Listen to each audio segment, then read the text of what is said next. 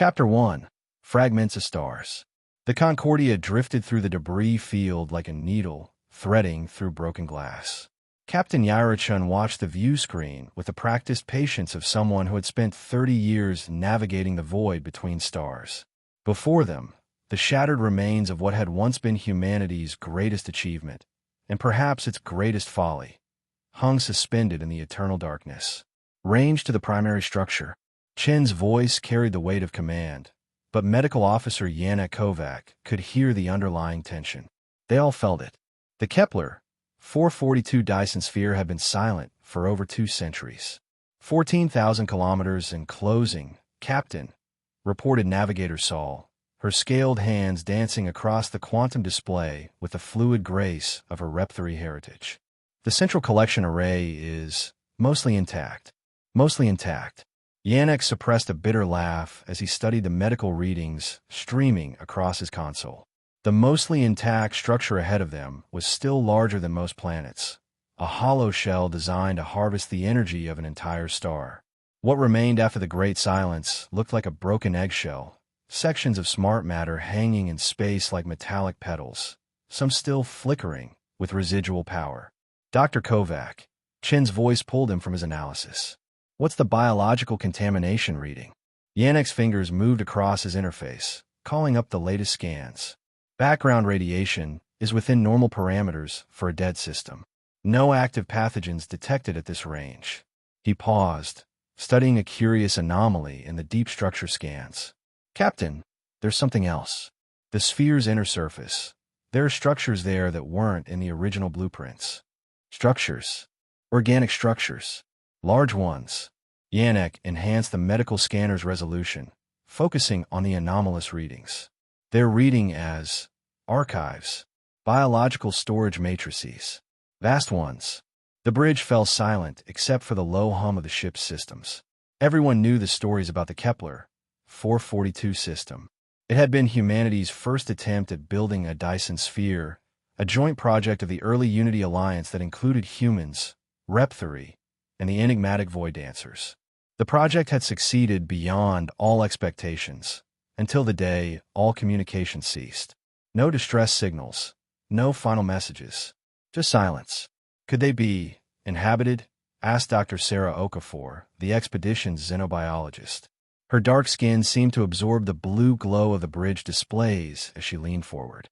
That's what we're here to find out, Chen replied. Dr. Kovac, prepare your medical team for EVA operations. Dr. Okafor, you're with them. We're going in. As the Concordia began its final approach to the ruins, Yanek found himself thinking about extinction. It was an occupational hazard of being a medical officer on exploration missions. You saw death in all its forms, from the microscopic to the cosmic. But there was something particularly haunting about the death of an entire civilization. The Kepler 442 colonists hadn't just died. They had vanished so completely that even their graves were mysteries. The medical bay hummed with activity as Yanek's team prepared for the EVA.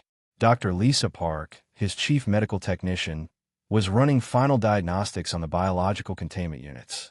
Her movements were precise, economical, the product of years working in zero-G environments.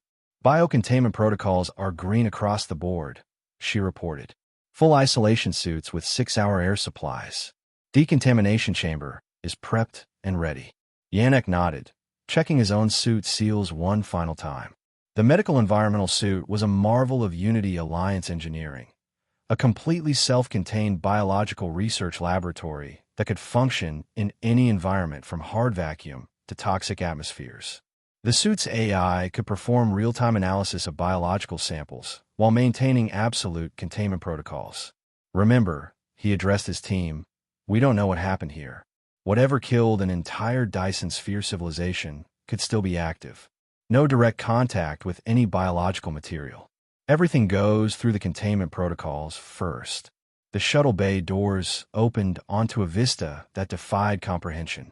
The inner surface of the Dyson sphere stretched away in all directions, a landscape of metallic curves and impossible geometry. But it was the organic structures that commanded attention. Vast, crystalline formations that looked like frozen forests or coral reefs, stretching across kilometers of the sphere's inner surface. My God, whispered Dr. Okafor over the comm channel. It's beautiful. And it was. The structures caught and reflected the dim light from the system's star, creating a cathedral of light and shadow that seemed to pulse with its own rhythm. As their shuttle approached one of the larger formations, Yannick could see that the surfaces were covered in intricate patterns, not random organic growth, but deliberate designs. Dr. Kovac, came Captain Chen's voice over the comm. What are your medical sensors telling you? Yannick studied his readings, frowning at what he saw. These aren't natural formations, Captain. They're artificial, but they're also alive. Or, they were alive. The biological signatures are complex, but they're all dormant. Whatever these things are, they've been in some kind of stasis for decades, maybe centuries. The shuttle touched down on a relatively flat section of the sphere's inner surface, its landing struts clamping onto the smart matter hull with magnetic grips. Through the shuttle's transparent aluminum viewports, Yannick could see the nearest organic structure towering above them like a frozen wave. Initial EVA team, prepare for deployment. Chen's voice crackled through the comm. Remember, this is a reconnaissance mission. We're here to gather information, not samples. Dr. Kovac, you have a lead on all biological assessments. The airlock cycled, and Yannick found himself standing on the inner surface of a Dyson sphere for the first time in his life. The gravity was light. The sphere's rotation provided only about 1/3 Earth normal, but it was enough to keep them anchored to the surface. Above them, the star that powered this artificial world cast everything in a warm, golden light that seemed to make the organic structures glow from within. Readings, Dr. Kovac. Chen's voice was tense. Yannick activated his suit's full biological scanning array. Ambient radiation is normal. No active pathogens detected. But Captain, he paused, studying the readouts. These structures, they're not just dormant. They're organized, structured, like libraries. Libraries. Biological libraries. Each of these crystalline formations contains millions, maybe billions, of discrete biological data packets. It's like someone tried to preserve an entire ecosystem in crystalline form. Dr. Okafor's voice joined the conversation, filled with excitement. Yannick's right. I'm seeing genetic material here that doesn't match anything in the Unity databases. These aren't just preserved specimens. These are complete genetic archives. Entire species, stored in molecular-level detail. As they approached the base of the nearest structure, Yannick's medical scanner began picking up more complex readings. The crystalline formation wasn't just a storage medium.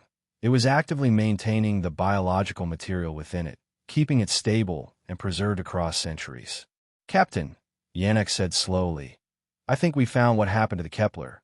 For 42 colonists. They didn't die. They transformed this place into the largest biological archive in known space. An archive of what? Yannick looked up at the towering structures, their surfaces covered in patterns that were beginning to make sense to his trained eye. Each pattern was a species map, a genetic diagram rendered in living crystal. Everything, he whispered. An archive of everything. 3 hours into the EVA, Yannick's team had established a preliminary research station at the base of what Dr. Okafor had designated Archive Complex Alpha. The structure rose nearly a kilometer above them, its crystalline walls pulsing with a faint bioluminescence that seemed to respond to their presence. Dr. Kovac, you need to see this. Dr. Park's voice was strained with excitement, and something else, concern. She was standing at the entrance to what appeared to be a tunnel leading into the archive's interior. Yannick made his way over, his suit's gravity compensators adjusting to the sphere's weak rotation. As he approached, his medical scanner began registering new readings, complex biosignatures that were definitely not dormant. What am I looking at, Lisa? The entry tunnel has some kind of biological security system, Park explained, gesturing to the organic patterns covering the tunnel walls. But it's not just recognizing us, it's communicating with us. Yannick activated his suit's enhanced medical scanner and focused on the tunnel entrance. What he saw made his breath catch. The patterns on the walls weren't static. They were moving, shifting, forming new configurations as they watched.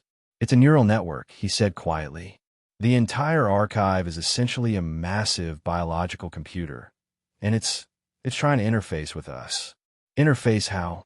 Before Yannick could answer, the patterns on the tunnel walls began to shift more rapidly, forming recognizable shapes.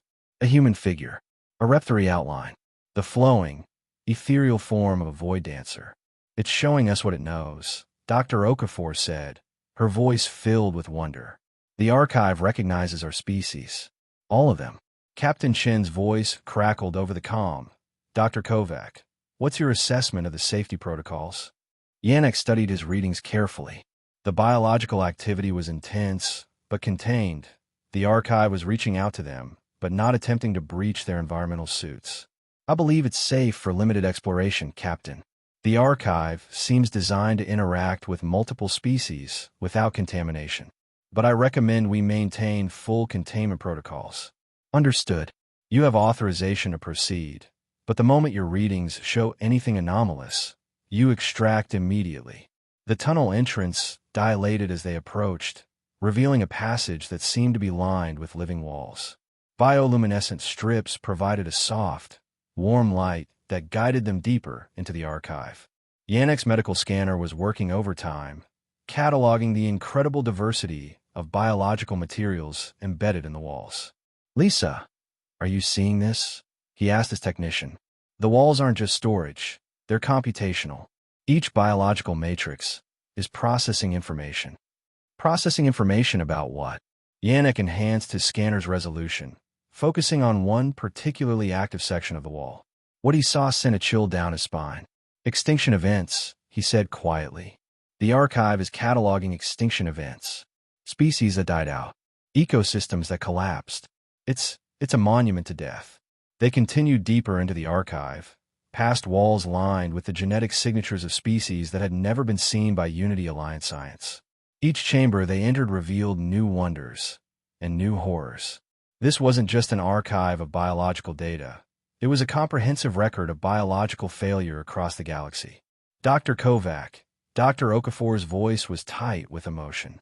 You need to see this chamber. Yannick followed her voice to a side chamber whose walls glowed with a different light, warmer, more golden. As he entered, his medical scanner immediately began registering familiar patterns. Those are species from Earth, he said in amazement. Pre-spaceflight Earth. Species that went extinct thousands of years ago. The walls of the chamber were covered with the genetic signatures of creatures that had vanished from Earth long before humanity developed space travel. Mammoths, dodos, countless others. But not just the famous extinctions. Yannick was seeing the complete record of Earth's biological history, including species that had never been discovered by human paleontology. How is this possible? Dr. Okafor whispered. These species died out millennia before the Kepler 442 project even began. Yannick was about to respond when his medical scanner detected something that made his blood run cold. Among the extinct Earth species, there was something else, something that registered as very much alive. Everyone stopped moving, he said quietly. Lisa, Sarah, I need you to back away from the wall. Slowly. What is it, Yannick? There's something alive in here. Something that shouldn't be. As they backed toward the chamber entrance, the wall patterns began to shift. The extinct species' signatures faded, replaced by something new, a complex biological pattern that Yannick's scanner couldn't identify. But it was definitely active, definitely responding to their presence. Captain, Yannick said into his comm, we have a situation. There's active biological material in the archive, something that's been dormant until now. Can you contain it? Yannick watched as the unknown patterns spread across the chamber walls, seemingly following their movement. I don't think containment is the issue, Captain. I think it's trying to communicate. As if responding to his words, the wall patterns suddenly coalesced into a recognizable form. A human figure, but one that seemed to shimmer with an inner light. The figure gestured toward the deeper sections of the archive. It wants us to follow it, Dr. Okafor said in amazement. No, Yannick said firmly. We don't know what this is. It could be some kind of biological trap, a defense system. His words were cut off as the chamber suddenly filled with sound. Not heard, but felt, transmitted directly through their environmental suits' haptic feedback systems. It was complex, layered, musical. It's a language, Dr. Park said in wonder. It's trying to talk to us. Yannick's medical scanner was working frantically to analyze the harmonic patterns. What it found defied explanation. The sound wasn't just communication, it was biological data encoded in audio form.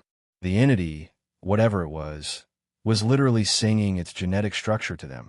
"Captain," Yannick said into his comm, "I'm going to need the full xenolinguistics team down here. We found something that's going to change everything we thought we knew about the Kepler 442 project. Is it dangerous?" Yannick watched as the shimmering figure on the wall continued its complex song, its patterns shifting through what looked like thousands of different species configurations. "I don't know," he admitted, "but I think it might be the key to understanding why this archive exists and what happened to the people who built it." As they prepared to leave the chamber, the singing stopped. The wall patterns shifted one final time, forming words in perfect unity standard. "Help US save them all."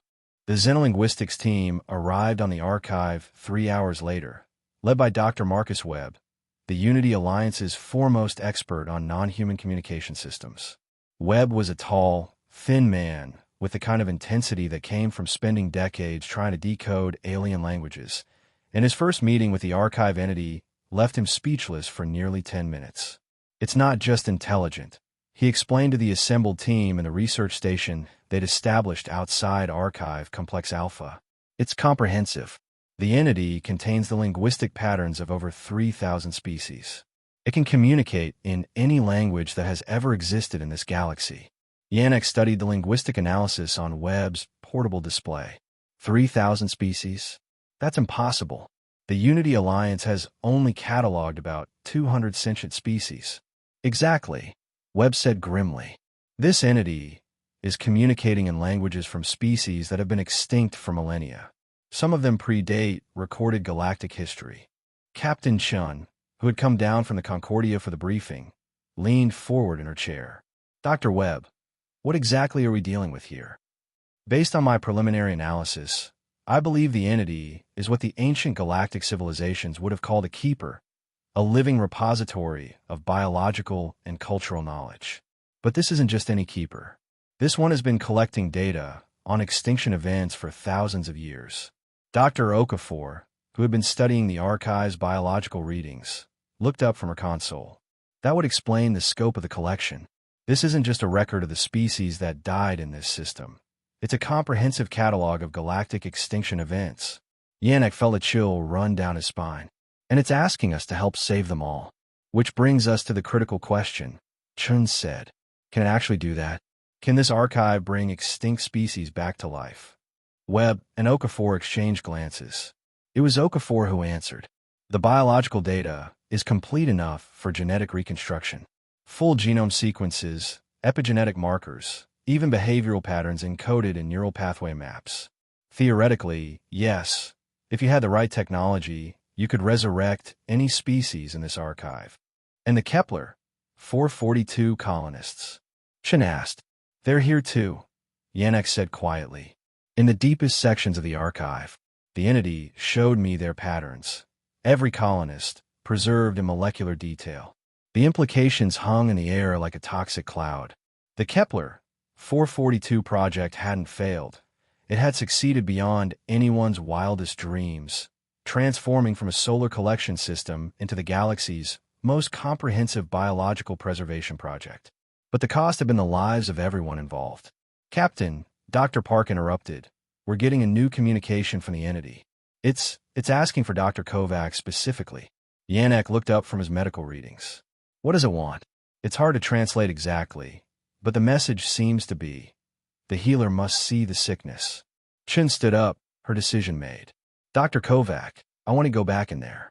But this time, you take the full medical analysis suite. If this entity wants to show you something, we need to understand exactly what we're dealing with." An hour later, Yannick found himself back in the archive tunnels, this time accompanied by a portable medical laboratory that could perform real-time analysis of biological samples at the molecular level. The entity's presence was immediate. The walls began shifting into communication patterns the moment he entered. "I'm here," he said aloud, knowing the entity could somehow perceive his words. "What did you want to show me?" The wall patterns shifted, forming an arrow pointing deeper into the archive. Yannick followed, his portable lab sensors recording everything as they moved through passages lined with the genetic signatures of species he couldn't begin to identify. The passage ended at a chamber unlike any they had seen before. The walls here didn't glow with preserved genetic material. They pulsed with active biological processes. And at the center of the chamber, suspended in what looked like a crystalline cocoon, was something that made Yannick's medical training scream warnings. "My God," he whispered. It was a creature, or rather, pieces of a creature. The cocoon contained tissue samples, organs, neural clusters, all floating in a complex biological matrix that was keeping them alive. But the tissues didn't belong to the same species. They were a biological chimera, combining genetic material from dozens of different life forms. The entity's voice came through his suit's haptic system, speaking in perfect unity standard. "This is what remains when a species dies incomplete. Incomplete. When extinction comes too quickly, when there is not time to preserve the full pattern, we save what we can. But the fragments, they suffer." Yannick's portable lab was going crazy, detecting biological activity that should have been impossible. The creature in the cocoon was alive, but it was also fundamentally broken, a patchwork of genetic material from species that had died before their complete patterns could be preserved. How long has it been like this? 237 years. It was the first attempt to resurrect the Kepler 442 colonists, before we understood that incomplete patterns create only suffering. Yannick stared at the cocoon, understanding beginning to dawn. "You're not just preserving species. You're trying to bring them back. But something is going wrong." "Yes, the archive is infected, not with a biological pathogen, but with something worse. Incomplete patterns that corrupt the resurrection process. Each attempt to restore a species creates more fragments, more suffering." The portable lab's analysis was complete, and what it showed made Yannick's stomach turn. The creature in the cocoon wasn't just biologically impossible. It was in constant pain. Its neural patterns showed continuous distress signals, a consciousness trapped in a body that couldn't function properly. "We need to end its suffering," Yannick said quietly. "We cannot. The fragments contain pieces of species that exist nowhere else. To destroy them would be to complete the extinction we sought to prevent." Yannick understood now why the entity had called for a healer. This wasn't just a medical problem, it was a moral one. The archive contained the only remaining traces of thousands of extinct species, but those traces were corrupted, incomplete, causing suffering to any consciousness that emerged from them. How many fragments are there? Thousands. Every failed resurrection attempt creates more. The infection spreads through the archive, corrupting the pure patterns with incomplete data. Yannick's mind raced through the implications. The archive was dying, poisoned by its own compassion. Every attempt to bring back an extinct species created more suffering, but destroying the fragments would mean accepting the final extinction of species that might never be seen again. "There has to be another way," he said. "Perhaps, but it would require a choice no species has ever been willing to make." "What choice?" The entity's wall patterns shifted, showing him images of the entire archive complex. Thousands of crystalline structures, each containing millions of species patterns, all slowly being corrupted by the infection of incomplete resurrections. To save them all, we must first let them truly die. The emergency meeting in the Concordia's main conference room had been ongoing for 6 hours, and tempers were beginning to fray. Representatives from all 3 major Unity Alliance species were present. Captain Shun and the human delegation, Navigator Saul speaking for the Rep3 Assembly, and Commander Vex of the Void Dancer Collective, whose translucent form shifted constantly as they processed the implications of what the archive team had discovered. "Let me make sure I understand this correctly," Commander Vex said, their voice carrying the harmonic undertones that marked serious concern among their species. "This archive contains the complete genetic patterns of over 10,000 extinct species, but any attempt to resurrect them creates biological abominations that exist in constant suffering." "That's correct," Yannick replied, calling up holographic displays of his medical analysis. "The corruption seems to occur at the quantum level. The resurrection process can't maintain coherence across species barriers. When you try to resurrect an incomplete pattern, the gaps get filled by whatever genetic material is available, creating chimeric organisms that are biologically impossible.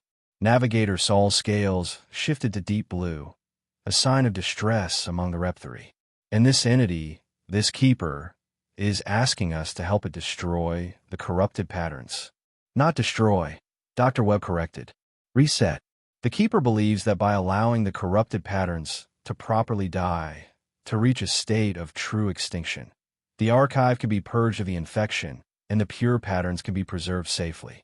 But that would mean accepting the permanent death of thousands of species, Dr. Okafor added quietly. Some of them are species we've never even seen. Entire evolutionary lines that existed nowhere else in the galaxy. Captain Shin studied the holographic displays showing the archive structure. What's the alternative? If we do nothing, the corruption continues to spread? Yes, Yana confirmed. The Keeper estimates that within 50 years, the entire archive will be corrupted. We'll lose everything, not just the fragments, but the pure patterns as well. The silence that followed was heavy with the weight of the decision they were facing. They weren't just choosing the fate of the archive. They were choosing which species would have a chance at future resurrection and which would be lost forever. There is another consideration, Commander Vex said finally. The Keeper itself. What happens to it if we proceed with this reset? Yannick had been dreading this question. The Keeper is integrated with the archive's neural network. Resetting the system would mean its death as well. Unacceptable, Navigator Saul said immediately. The Keeper is a living being, arguably one of the most knowledgeable entities in the galaxy. We cannot simply sacrifice it to preserve genetic data. But the genetic data represents thousands of species, Dr. Okafor countered. Entire civilizations that could be brought back to life. Can we sacrifice that for the life of one entity? The argument that followed was fierce but civil, touching on fundamental questions of medical ethics, species rights, and the value of individual versus collective survival. Yannick found himself caught in the middle, his medical training at odds with his basic humanitarian instincts. Captain, he said finally, interrupting the debate. I'd like to go back to the archive. There might be something we're missing, some detail the Keeper hasn't shared yet. Shin nodded. Take Dr. Webb with you. And Dr. Kovac, see if you can find out more about these Keepers. This entity might not be as unique as we think. 2 hours later, Yannick and Webb were back in the archive's central chamber, where the Keeper's presence was strongest. The entity's wall patterns showed immediate recognition of their return, shifting into complex greeting configurations. We've been discussing your proposal, Webb said, his translation equipment working to convert his words into the harmonic patterns the Keeper preferred. But we need to understand more. Are there other Keepers? Other archives like this one? The wall patterns shifted, showing star maps with dozens of highlighted systems. There were many. Archives in every sector of the galaxy, each specializing in different types of biological preservation. But the infection spreads between archives. When one becomes corrupted, the others follow.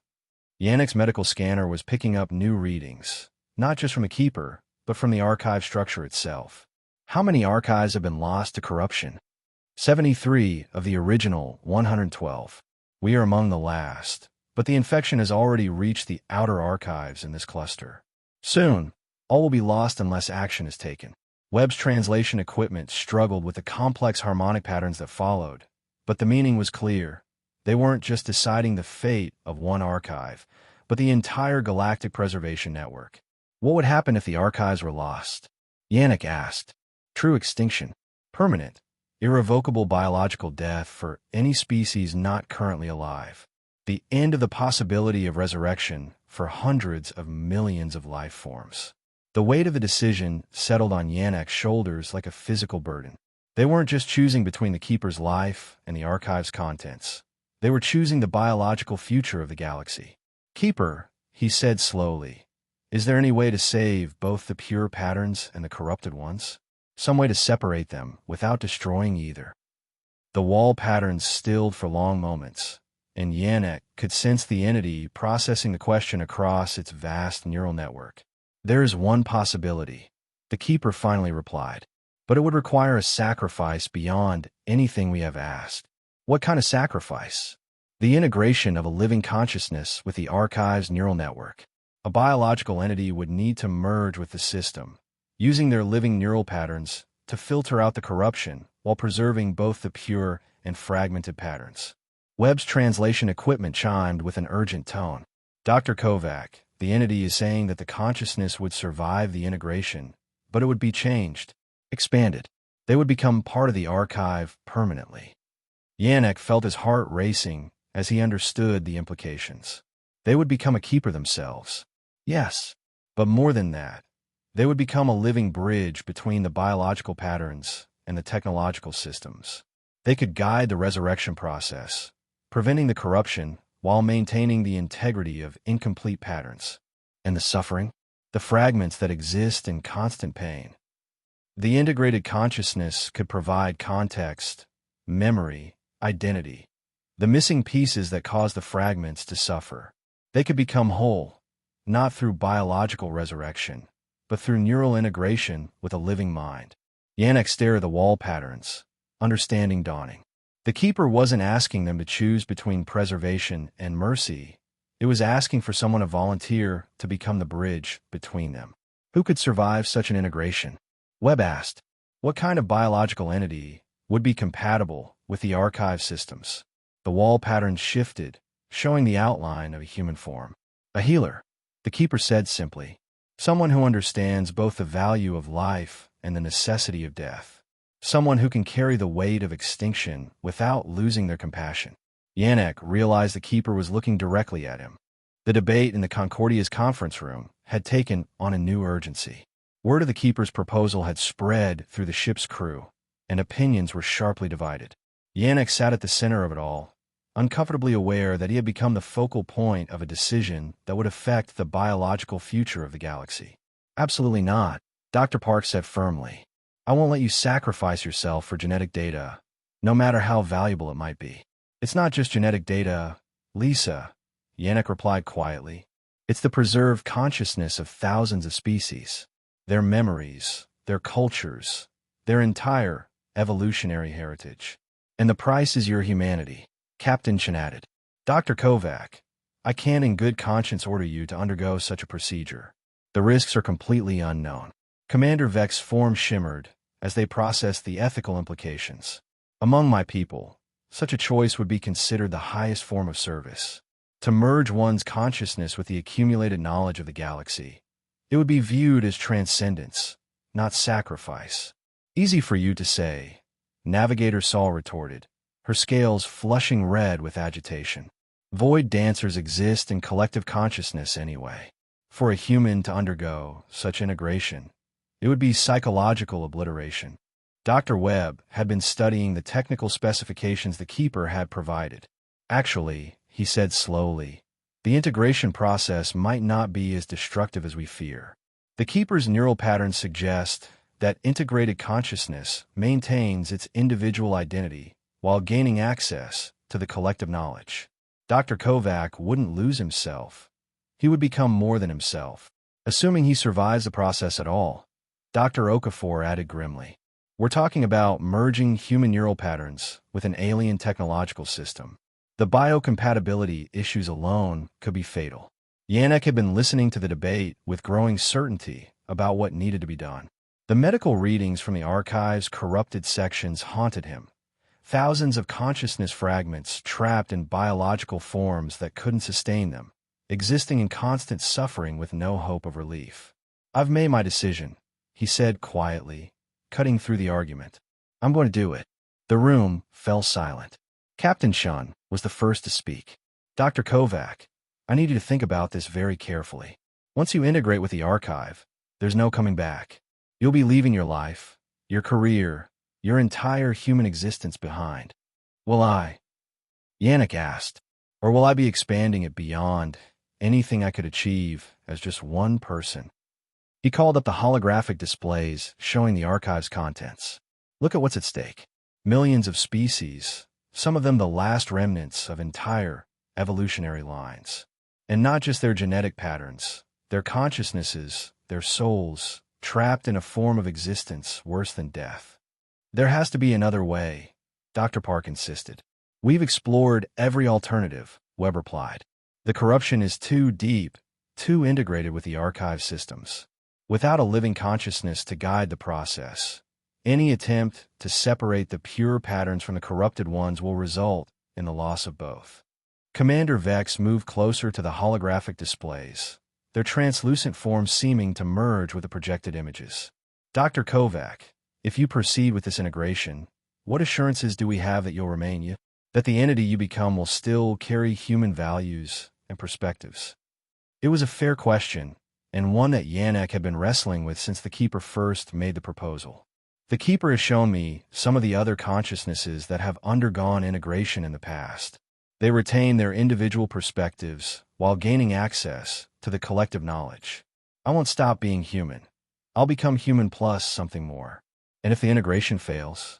Chen asked. If the process kills you or drives you insane, then we'll have lost one person instead of losing the accumulated biological heritage of the galaxy, Yannick replied. It's not even a close call from a utilitarian standpoint. Navigator Saul's scales shifted to deep purple, a color that among the Rep3 indicated profound respect mixed with sorrow. You would do this knowing that you can never return to your previous life. My previous life was dedicated to healing and preserving life, Yannick said.